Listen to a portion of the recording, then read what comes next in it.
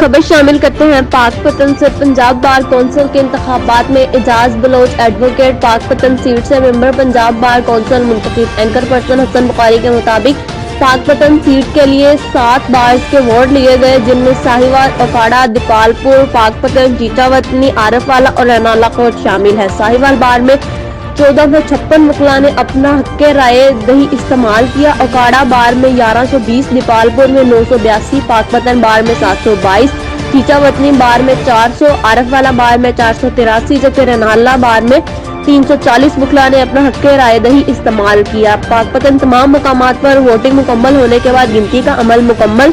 गैर सरकारी गैर हतमी नताइज के मुताबिक एजाज खान बलोच पाकपतन सीट पर कामयाब हो गए, ताहम हतमी नताइज ताहाल मौसूल नहीं हुए।